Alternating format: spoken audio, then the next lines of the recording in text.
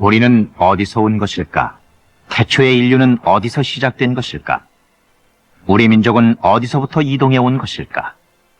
지구라는 푸른 별을 점령하고 사는 수많은 인종과 문화들. 지구촌이라 불리울 정도로 다양함 속에 밀접한 삶을 살아가지만 정작 존재의 고향과 근원에 대해선 확실한 답을 가지지 못하고 있다.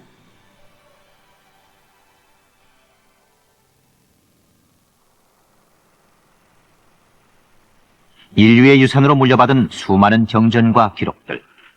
그 가운데 인류 창조와 그 기원에 대한 가장 구체적이고 확신에 찬 증언은 성서 속에 깃들어 있다.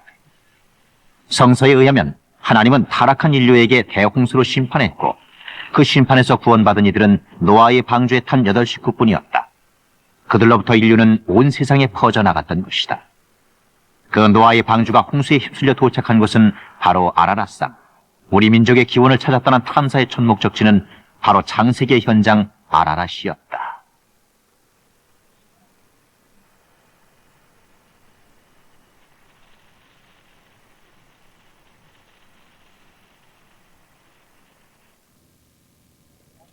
쟤들 뭐 사정을 뛰어가기를 내가 하나.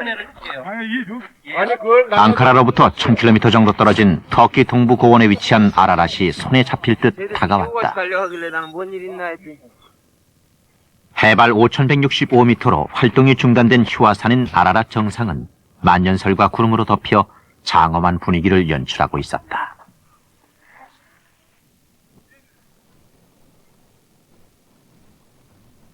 일명 고통의 산 또는 세상의 모태라고도 불리우는 아라랏산을 배경으로 자리 잡은 하늘 아래 첫 동네. 그곳에서 탐사팀을 처음으로 반긴 건 뜻밖에도 세상 때와 고통의 흔적이 느껴지지 않는 순수한 아이들이었다. 겉모습은 초라해도 맑은 눈망울과 소박한 모습에서 지친 영혼은 쉼을 얻을 수 있었다. 아나톨리아 반도 동쪽 끝 아르메니아, 그리고 이란과도 국경을 접한 지역에 솟아있는 아라랏. 들뜬 기분으로 그곳을 향해 달리는 탐사팀 앞에 장애물이 나타났다. 국경을 지키는 특수군 부대의 검문소였다. 올라가. 따라가.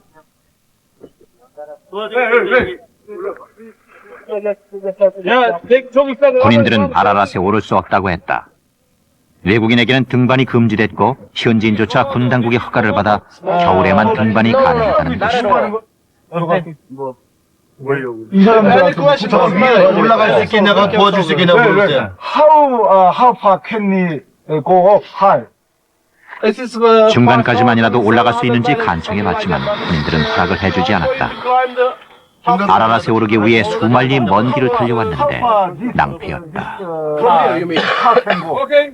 왜냐면 지금 경찰이 지켜서 못 올라가겠다. 아라랏을 소유한 터키와 경계에 있는 아르메니아와 이란 사람들. 그들은 아라랏을 이 세상의 모태로 경배한다고 한다. 기독교들은 물론 이슬람 교도들도 대홍수 후에 이 산에 걸린 노아의 방주로부터 인류의 역사가 시작됐다고 믿기 때문이다.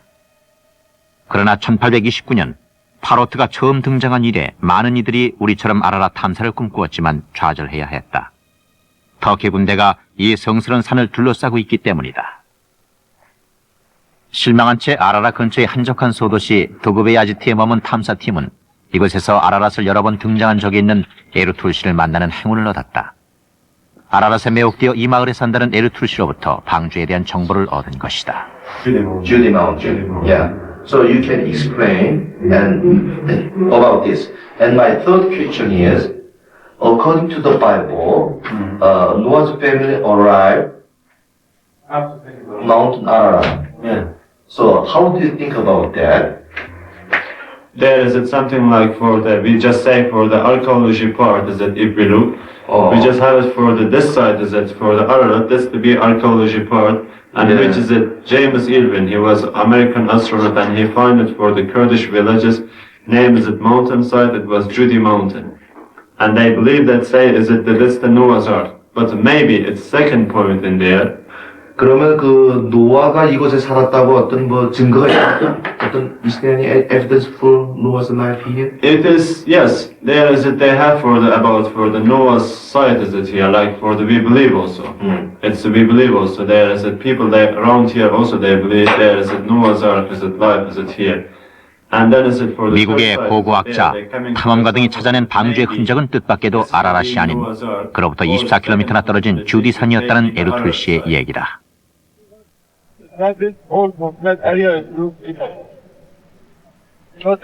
다음 날 우리는 에르툴 씨와 함께 방주의 흔적이 있다는 주디산으로 향했다. 이쪽은 뭐 조각 같은 게 있는 게 투대 있었다 이거든. 뭐하게? 이쪽은 나무 조각. 바로 여기 보는 거예요? 예? 그러니까 이쪽은 그거고, 약간 이렇게 잡고 가운데가 지금 가려졌잖아요. 정말 주디산에는 방주의 흔적처럼 여겨지는 거대한 구릉이 있었다. 성경 창세기 8장에서는 방주가 아라랏에 머물렀다고 기록되어 있다. 그러나 이슬람의 코란에서는 엘주디, 즉 주디산에 머물렀다고 돼 있다. 동방견문록을 쓴 마르코 폴로도 아라랏산에서 방주의 흔적을 보았느라고 기록했다. 어느 것이 진실일까?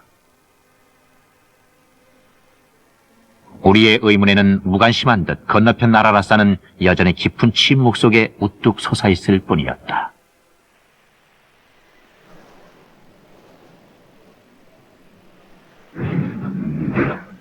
많은 이들이 신화나 전설로만 여기는 노아의 홍수사. 그러나 그것은 분명한 인류의 역사적 사건이며 아라랏은 부인할 수 없는 그 현장인 것이다. 지구촌 구석구석에는 홍수에 관한 수많은 신화와 전설이 있다. 그것은 홍수 이후 살아남아 전 세계로 번져갔던 인류의 원형적인 기억으로부터 생겨난 것이 아닐까.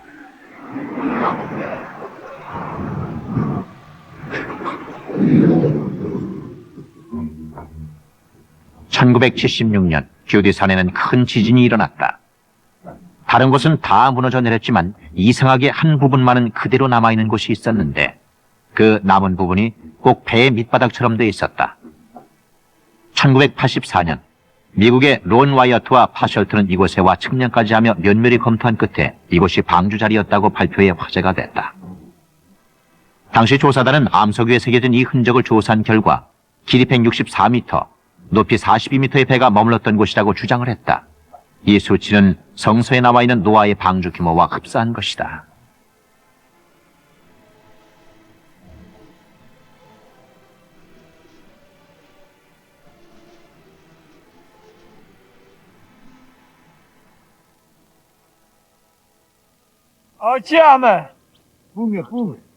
이것이 진짜 방주터인지 명확한 근거는 없다. 다만 방주가 아라랏에 머문 것으로만 알고 있던 우리는 그 정보를 제공한 성서의 본문 속으로 다시 들어가 보았다. 창세기 8장 4, 5절엔 방주가 아라랏에 머물렀고 물이 감하자 산들의 봉우리가 보였다고 돼 있었다. 영어 성경에는 아라랏이 아라랏 산들로 돼 있었다. 즉 예전에 아라랏은 하나의 주 봉우리만이 아니라 주변의 여러 봉우리까지 포함하는 것이었다. 그런 의미라면 그 봉우리 중 하나인 이 주디산에 방주가 멈췄을 가능성도 큰 것이다.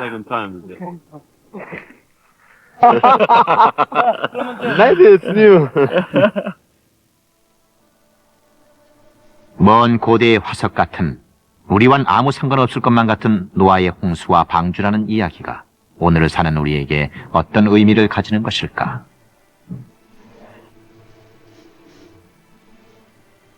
성서에 의하면 홍수에서 구원받은 노아의 아들들은 셈과 함과 야벳인데 그들로부터 백성들이 온 세상에 퍼졌다고 한다. 만일 이 기록이 역사적 사실이라면 그리고 노아의 홍수가 진실이라면 그들로부터 퍼져나온 이들이 한반도 땅에까지 와 우리 조상이 됐을 것이다.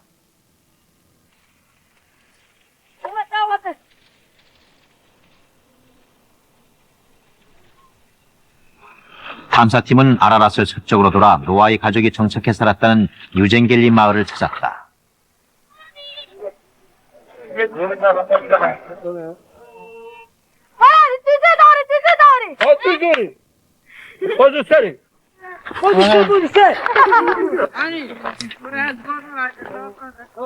세상 변화와는 무관한 채 대대로 이곳에서 살아왔을 것만 같은 이 가족을 보며 이들이야말로 순수한 노아의 후손이 아닐까 하는 친근한 느낌이 들었다.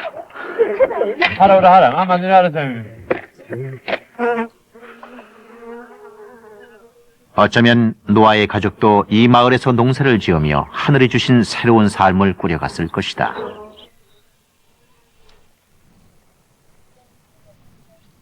마을 입구엔 십자가가 무수히 새겨진 큰 바위가 있었는데 에르토시는 그것을 방주에서 내린 닻이라 했다. 노아의 방주가 아라랏의 남쪽 주디산에 정박했다면서 왜 닻이 서쪽 지역인 이곳에 와 있는지 의문이 갔다. Book of the last night. Yeah. Maybe you see it's this stone in the picture of there. Yeah. They say this is the ankle of the Noah's side. But time is it like they just be like Alabura is it side they say, and then they say this is the stone is it for the ankle of the Noah's side that be here. But by the water side they're coming because water they come through this way. They go to Igdir. Igdir is it deep. Like for the still is it Igdir is it not so high with the seaside side. Yeah. You understand what I mean? And then water.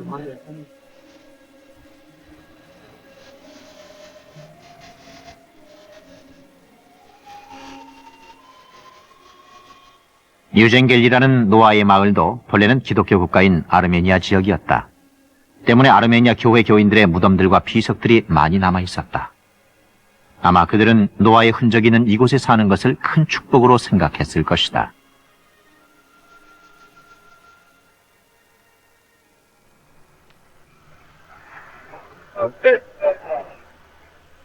아라랏에 세워진 이슬람 사원 유적지 이삭 파지.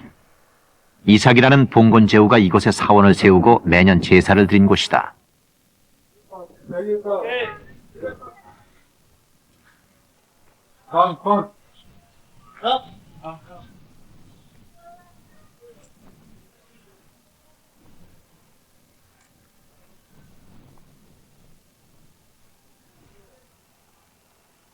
아라랏은 기독교인들만의 성지가 아니라 또한 구약을 믿는 이슬람 교도들의 성지이기도 하다.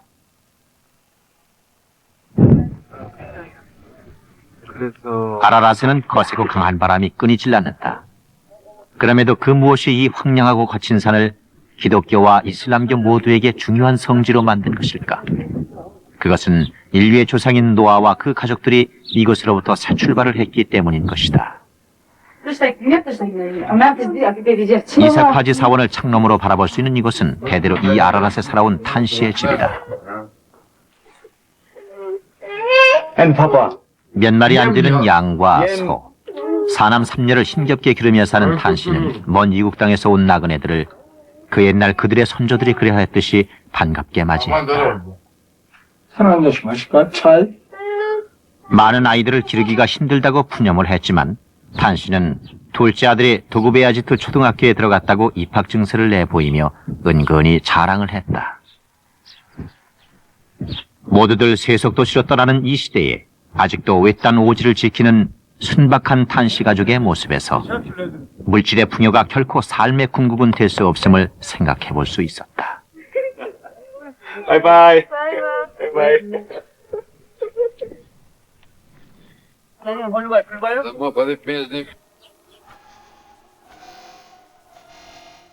우리 조상인 셈족의 역사가 시작된 곳, 노아의 방주 흔적이 어딘가 남아있을 창세기 현장 아라랏을 바라보며 산행으로 텅 비워진 가슴 속에 새로운 탐사의 꿈을 채워 넣었다.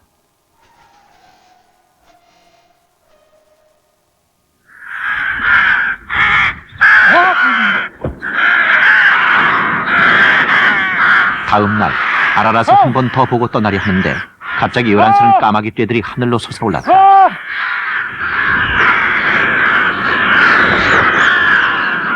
만년설이 덮인 아라랏을 배경으로 나는 까마귀 떼를 보며 우리는 다시 홍수가 끝난 후 나오는 성서 속의 까마귀 이야기를 떠올렸다. 노아의 방주가 아라랏에 닿은 후 40일 후에 물이 빠졌나 알아보려고 까마귀를 내어놓았다. 우리를 배웅하듯 단체로 공중 비행을 하는 이 까마귀 떼는 자신들이 노아가 방주에서 내보낸 그 까마귀의 후손이라는 시위를 하는 듯했다. 자신의 근원이며 진정한 조상의 뿌리를 찾는 작업이 얼마나 소중한 일인가를 가슴 깊이 새기며 아라랏을 내려왔다.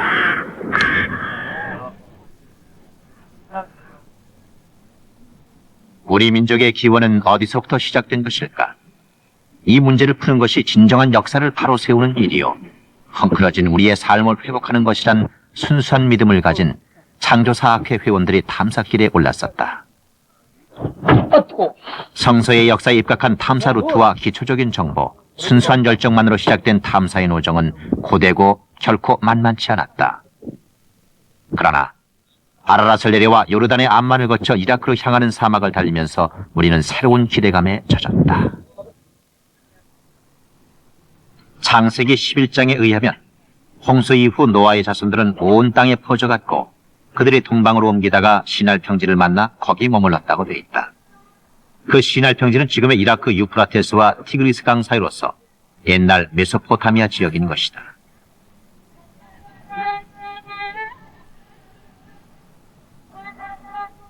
암만에서 1000km가 넘는 사막길을 달려 힘겹게 이라크 국경을 통과한 후 드디어 바그다드 근처 마을에 들어섰다.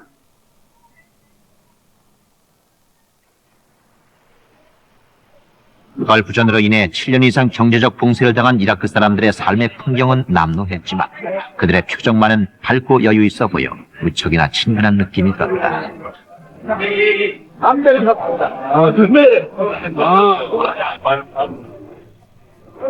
길가에 좌판을 버려놓고 물건을 파는 이런 모습은 이라크를 탐사하는 동안 어디서나 흔히 볼 수 있는 모습이었다.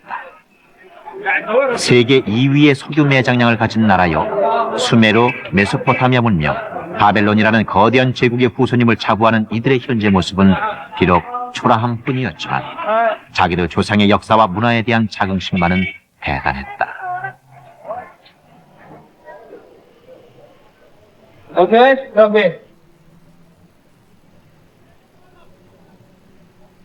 바그다드 시내로 접어드는 탐사팀 차량에 바짝부터 계속 쫓아오는 사람이 있었다. 우스꽝스러운 몸짓을 하며 시선을 끄는 그 사람은 이라크 화폐 뭉치들을 보이며 달러로 교환하자고 했다. 과거엔 달러와 2대1 정도의 수준이었던 이라크 화폐 가치가 지금은 형편없이 떨어져 있었다. 왠지 남의 일 같지 않은 안타까움이 전해졌다. 티그리스 강.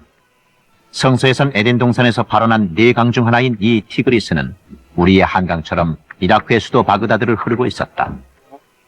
사막을 가로질러 이런 푸르른 물줄기가 흐른다는 건 분명 축복이 아닐 수 없다. 고대 이라크의 융성한 문화도 이 강이 있었기 때문에 가능했던 것이다. 아라비안 나이트와 신바트의 모험이 나온 곳. 바그다드의 시내는 잿빛의 우울한 느낌을 주는 고도였지만 거리는 활기차 보였다.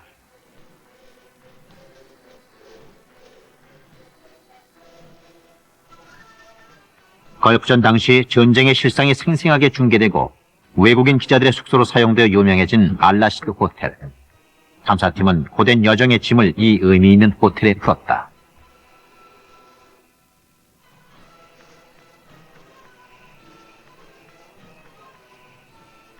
호텔 입구 바닥엔 걸프전 당시 미국 대통령 부시의 얼굴이 그려져 있어 이들의 감정을 느끼게 했다.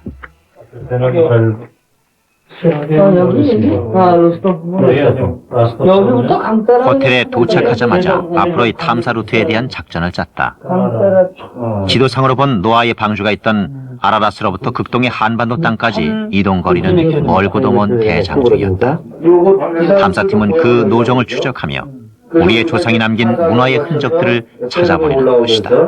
이 문화가 계속해서 이쪽 동쪽, 서쪽으로도 같은 경향을 지금 보이고 있고, 그다음에 동쪽으로도 핀란드에 이르기까지 같은 지금 혈통과 흉명과 그걸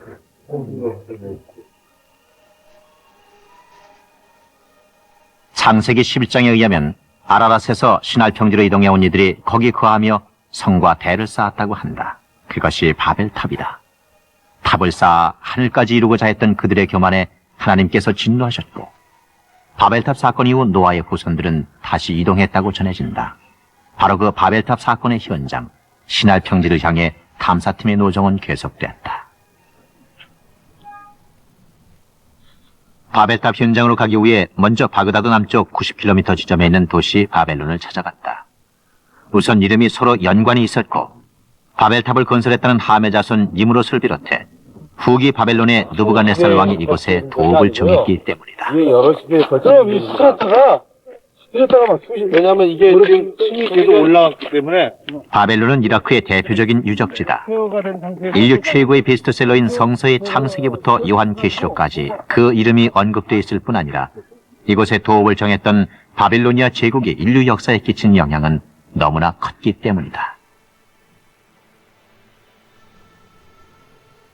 19세기 말까지만 해도 성서와 헤로도토스의 역사 속에서만 살아있던 바벨론.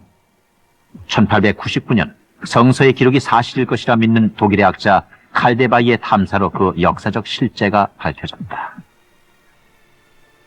바벨론 성을 일컬어 느부갓네살 궁전이라고도 한다.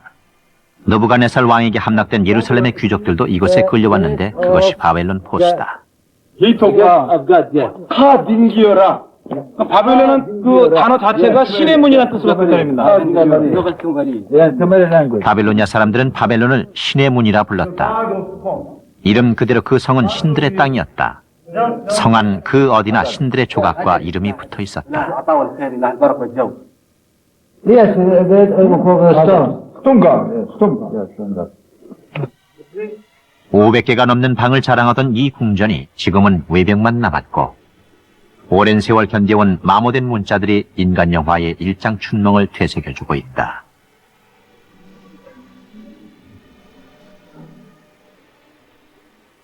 예루살렘이 함락된 후 포로가 된 이스라엘 백성들은 이 길을 따라 바벨론 성 안으로 들어갔다고 한다. 세계 최초의 아스팔트 포장도로였던 이 길이 지금은 다 벗겨져 그 위를 덮었던 역청의 흔적만 초라히 남기고 있다. 이 길이 이스타르 성문으로 들어가는 북쪽 통로입니다. 이 대로를 통해서 이스라엘의 포로들이 쇠설에 묶인 채 끌려와가지고 이스타르 성문을 지나서 시내로 들어갔던 것입니다. 이 길이 지금 이렇게 일부만 남아있어서 유물이 되어 있습니다만은 이 길을 통해서 4만 명이 넘는 이스라엘 백성들이 포로로 끌려와서 들어가고 있는 장면, 또 작은 규모의 예루살렘 성에서 살다가 이렇게 거대한 규모의 바벨론 성에 도착해서 얼마나 그들이 놀랐으며 낙심하고 또 기가 죽었을까 하는 것을 우리가 짐작할 수도 있지요.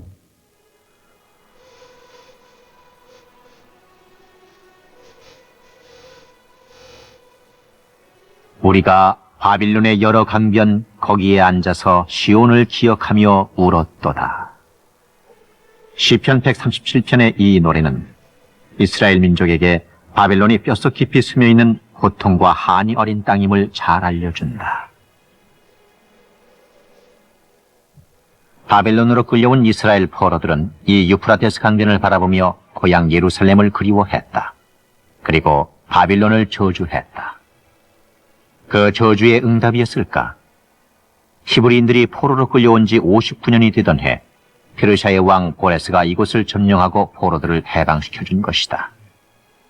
이사야는 그런 고레스를 여호와의 기름 부음 받은 자라 칭했고 이스라엘은 예루살렘으로 돌아가 그들의 성전을 재건하게 되는 것이다.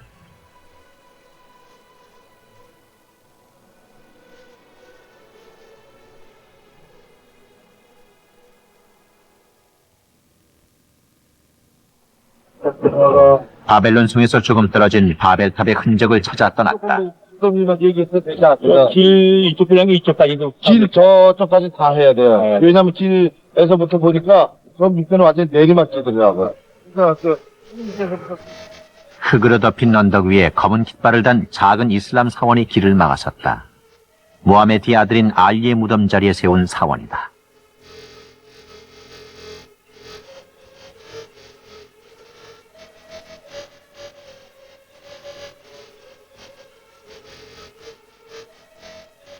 독일학자 칼데바이팀이 발굴했다는 바벨탑 자리는 갈대만 우거져 있었고 그 규모가 작아 보였다.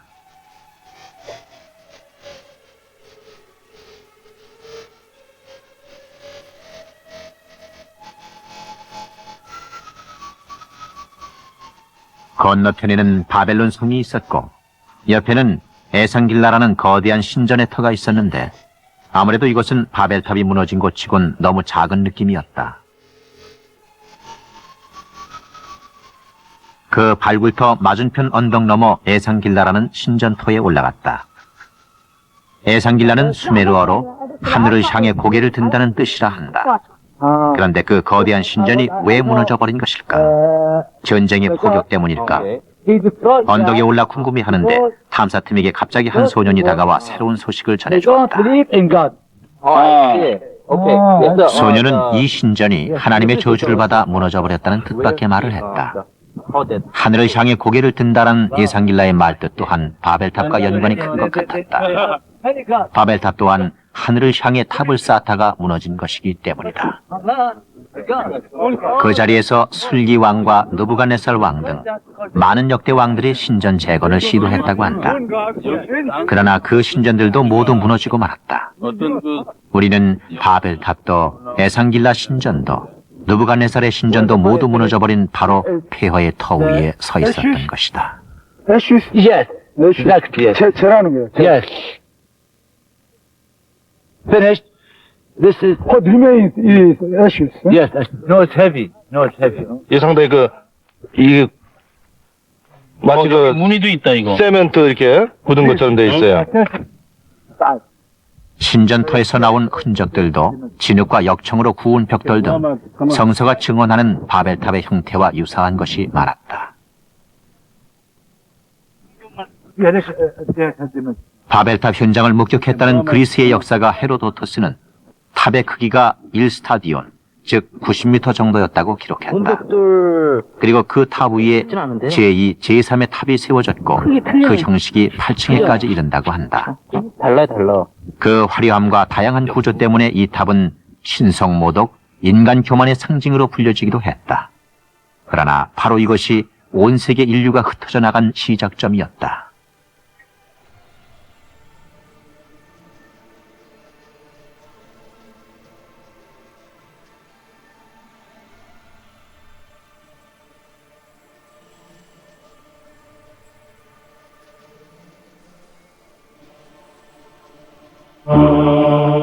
흔히들 창세기 11장에 나오는 바벨탑 사건을 신에게 도전한 인간의 교만 때문이라 한다. 그러나 성서를 자세히 읽어보면 그들이 탑을 쌓은 이유는 신에 대한 도전이 아니라 흩어짐을 면하기 위함임을 알 수 있다. 인류가 생육하고 번성하며 땅에 충만하길 원했던 창조주는 그들이 이 신할 평지에서 탑을 쌓아 흩어지지 않으려는 것을 용납할 수 없었던 것이다. 만일 그때 노아의 후손들이 이 신할 평지에서 흩어지지 않고 머물러만 있었더라면 어찌 됐을까? 지금의 우리 민족은 어디서 이동해 왔을까? 바벨탑의 흔적지에서 탐사팀은 여러 생각에 사로잡혔다. 창세기 11장 9절은 이 바벨탑을 무너뜨린 후 하나님께서 언어를 혼잡 하셨다고 한다. 그리고 인류를 온 지면에 흩으셨다고 전한다. 이때부터 다양한 언어와 흩어진 이들로 인한 여러 인종 민족들이 생기게 된 것이다. 노아의 아들 중 둘째 함의 족속은 지금의 리비아, 이집트, 에디오피아 등으로 이동해 주로 아프리카의 조상이 됐고, 셋째 야벳은 그리스, 인도, 러시아 등으로 이주해 유럽인의 조상이 됐다. 그리고 셈은 러시아를 거쳐 중국과 한국, 그리고 아메리카 원주민들의 조상이 됐던 것이다.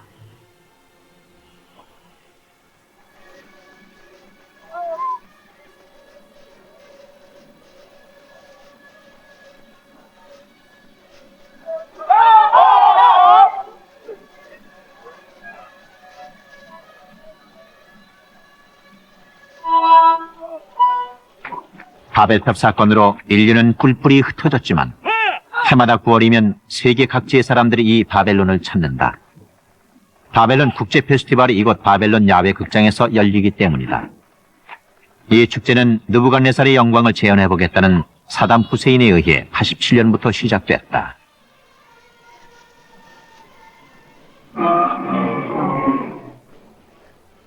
그 옛날 강성했던 바벨론에서도 해마다 화려한 축제가 열렸다고 한다. 그때도 이렇게 세계 각지의 사절들과 민속 공연팀이 몰려왔을 것이다.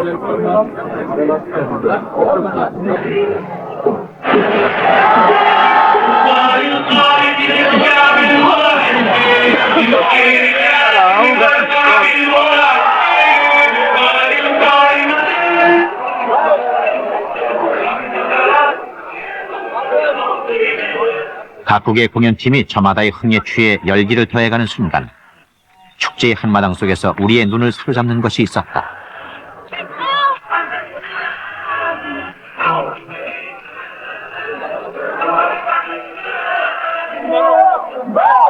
한국의 태권도 시범단도 이 축제에 참석했다.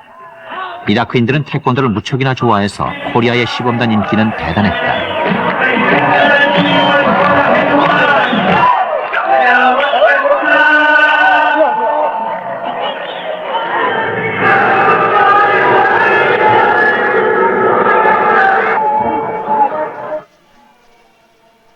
비록 환경은 메마르고 건조한 사막뿐이지만 그 속에서 피어난 문명의 꽃은 화려함의 극치임을 그들은 공연 속에서 잘 보여주고 있었다. 어쩌면 그들의 문명은 결핍의 소산인지도 모른다. 풍요만이 삶의 전부가 아님을 깊어가는 바벨론의 축제 한가운데서 우리는 깊이 깨달을 수 있었다.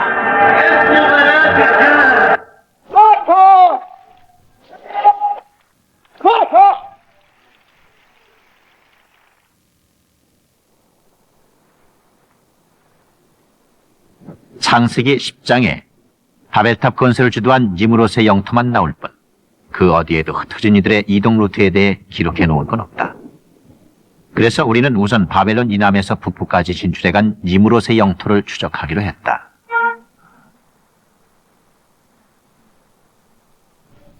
회장님, 이 모스크는 52m입니다. 그러면 여기 보이는 이 신전은, 길이가 240m, 폭이 160m의 모스크로서 엄청난 규모를 갖고 있고, 이 사람들이 다 이 하늘의 신에 대해서 기도하던 그런 장소였음을 알 수 있습니다. 바그다드 북부 티그리스 강변에 있는 사마라. 그곳에 세워진 이 거대한 나선형 첨탑은 바벨탑을 모방해 건축됐다고 한다. 이 첨탑은 바벨탑의 10분의 1 정도 크기라는데도 꼭대기에 올라가 보니 대단한 높이였다. 과연 바벨탑의 규모가 어느 정도였는지 미루어 짐작할 수 있었다. 사마라를 지나 셈의 자손 아술이 건설했다는 아술 유적지에 갔다. 황폐한 흙더미를 탐사하는데 갑자기 한 노인이 나타나 계곡으로 인도했다.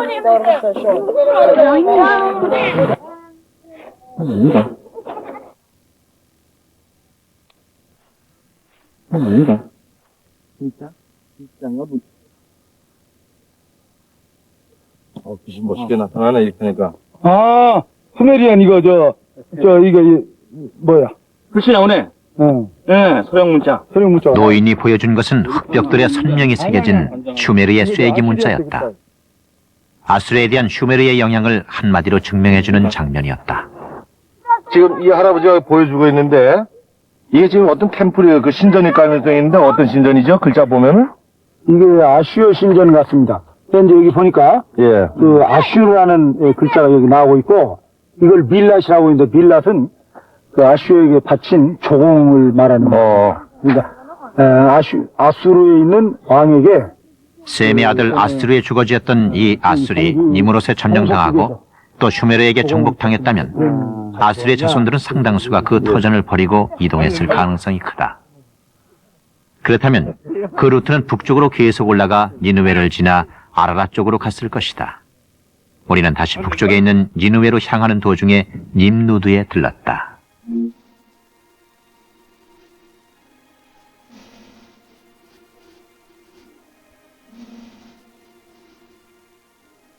님누드에는 니므롯 시대의 흔적보다는 아시리아 왕 아술라실팔 2세의 왕궁터가 남아있었다. 궁전 입구에는 사람 머리에 말의 몸을 지닌 라마수가 지켜서 있었고 슈메르 신들의 부조들이 그려져 있었다.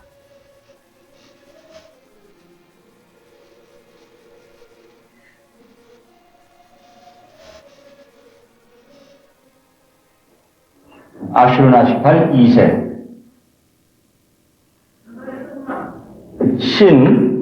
신인데 이것은 달의 신, 샤마시, 태양신, 엔릴, 이시타르는 사랑과 풍요의 신, 엔릴은 힘의 신, 힘과 전쟁, 주신이에요. 그다음에 이것은 아다드, 스톰의 신, 그 다음에 이것은 시비티, 일곱 신이라는 뜻이에요. 유적관리소장 무자임 마흐무드 씨의 안내로 우리는 뜻밖의 새로운 사실들을 발견할 수 있었다. 타이그리스. 그래서 여기에는 이 부기업의 이 지붕으로 되어 있는 대부분이 대형 박물관, 루브르 박물관 등으로 빠져나가고 얼마 남지 않은 궁전 벽들의 부조들 가운데서 마흐무드 씨가 가리킨 건 생명나무와 천사의 조각이었다. 이것은 성서의 창세기에 나오는 한 대목과 같은 것이었다. 아담과 하와가 선악과를 따먹은 후 생명나무에 접근하지 못하도록 천사를 시켜 지키게 했다는 내용이 깨어진 벽 사이에 조각돼 있었다. 아수르인들은 슈메르의 온갖 신들을 섬기면서도 궁전벽엔 그들의 조상이 전해준 창세기의 내용을 새겨놓은 것이다. 그런 증거는 니무롯이 건축했다는 니느웨에서도 마찬가지였다. BC 759년 갈릴리 출신의 선지자 요나는 하나님의 명령을 받고 니느웨 성에 가서 멸망을 예고하며 회개를 촉구했다. 요나의 예언을 듣고 왕과 백성들이 함께 회개했다고 성서는 기록하고 있다.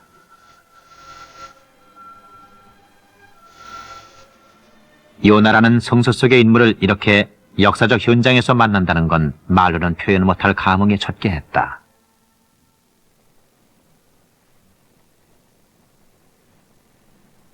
요나는 전설 속의 인물이 아니라 역사 속에서 살아 숨쉬던 실제 인물이다. 마찬가지로 노아, 바벨탑 사건, 그리고 그로부터 이동해 우리 민족까지 온 셈의 후손들 또한 실제의 사람들이었던 것이다. كاميراتنا كلها وايرات.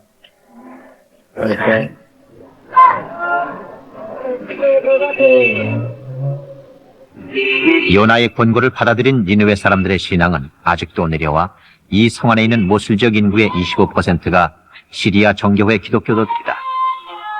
현재 이라크의 부통령과 이곳 국회의원도 기독교인으로 알려져 있다.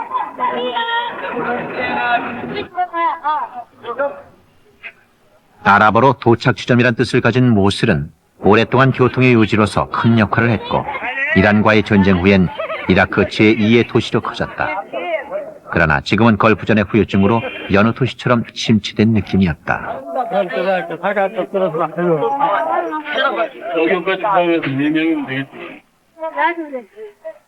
강력한 이슬람 문화권 한 모퉁이에서 오랫동안 기독교 신앙을 지켜온 사람들이 있다. 모슬 시내 외곽에 있는 이곳은 오랜 고난과 핍박 속에서도 믿음을 잃지 않은 시리아 정교회의 사람들이 사는 곳이다.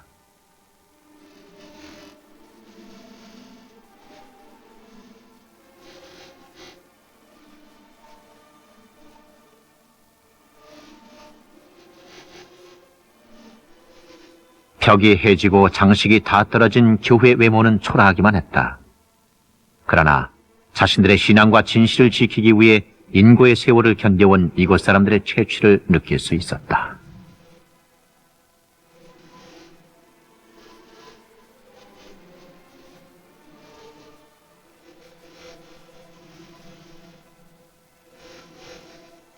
삶과 죽음, 신앙과 진실, 생의 무게를 걸고 우리의 선배들이 꾸려온 그 삶의 깊이가 우리에겐 얼마나 있는지 새삼 숙연해지는 마음을 어쩌지 못했다.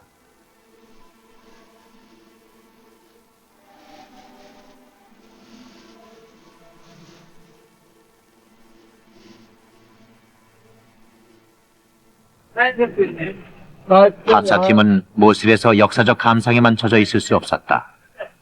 시날 평지를 떠난 셈의 후예들은 니느웨 북쪽으로 계속해서 올라갔을 것이기 때문이다.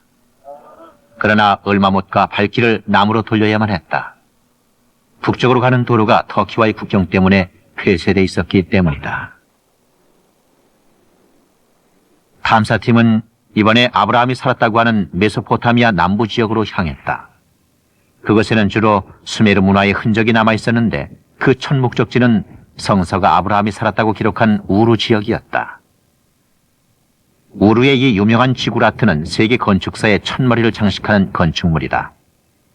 인류 최초의 문명이라는 슈메르 문명이 남긴 이 역사의 현장은 아브라함의 고향이며 문명이 처음 열린 창세의 땅이라 할 수 있다. 벽돌뿐만 아니라 이 벽돌하고 그다음에 물을 막아야 되잖아. 위에 물 들어오는 거 비 왔을 때. 그래서 위에다가 역청을 까는데 역청에다 이렇게 갈대를 집어넣어내서 굉장히 견고하게 만들었죠. 이건 그야말로 오리지널입니다.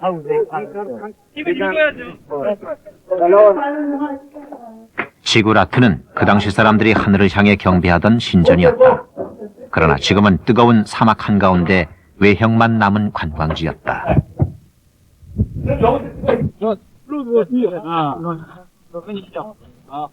슈메르의 최초 왕조였던 에리두 유적지는 지하수의 신 엔키를 위한 16개의 신전과 지구라트가 있었으나 지금은 폐허만 남아 있었다.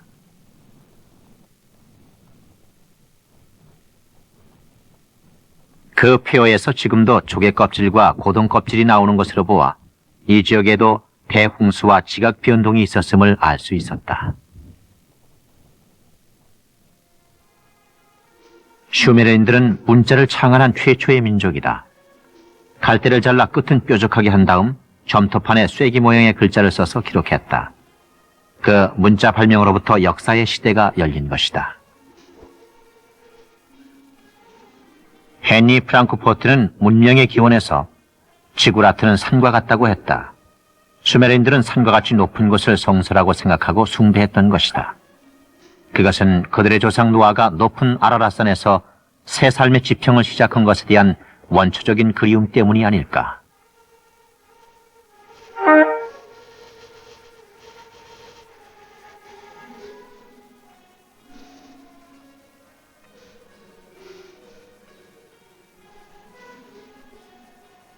수메르에서 안이란 말은 분명 하늘을 뜻했다. 이 말은 또한 신의 뜻으로도 사용되는데 그때는 딩기르라 읽었다. 딩기르란 퉁구스인들의 신인 탱그리와 동의어다. 몽골인들의 탱그리도 하늘의 뜻이며 최고신이다. 이 탱그리는 곧 단군이란 말과도 연관이 된다고 한다. 슈메르어에는 알타이어 계통으로 추측되고 한국어와도 연관성이 존재한다고 주장하는 학자들도 있다.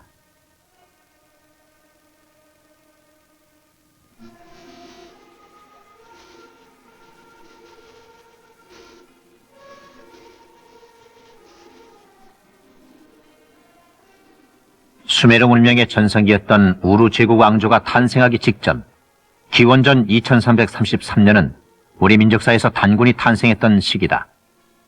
문명과 역사가 탄생한 이 슈메르 문화의 현장에 와서 오히려 우리 민족의 시작과 유사한 정보들을 더 얻게 됐다. 우리의 좁은 안목으로 다 판단치 못할 고대 문명의 매력 속으로 탐사팀은 계속 빠져드는 느낌이었다. 따뜻한 일정 속에 왕복 1000km가 넘는 수메르 탐사를 끝냈다. 메소포타미아 문명을 마무리하려면 유물이 옮겨져 있는 바그다드 박물관을 가보지 않을 수 없었다. 그러나 박물관은 걸프전 당시 많은 유물이 도난당해 문이 닫혀 있었다. 사막 한가운데 무너진 흙더미로 남은 지구라트만 보아온 터라 박물관 유물에 기대를 했었는데 큰 실망이었다. 텅 빈 박물관을 지키고 있던 관리자 네달라민 씨와 대화를 하면서 조금 남아있던 유물을 살펴볼 기회를 얻었다. 촬영이 엄격히 통제되어 유물을 담지는 못했지만 탐사팀은 시베리아와 중국, 한국까지 이어지는 많은 공통점들을 발견할 수 있었다. 회색 토기, 채색 토기, 한조형 토기 등이 이후로 탐사해가는 모든 지역에서 공통적으로 발견됐던 것이다.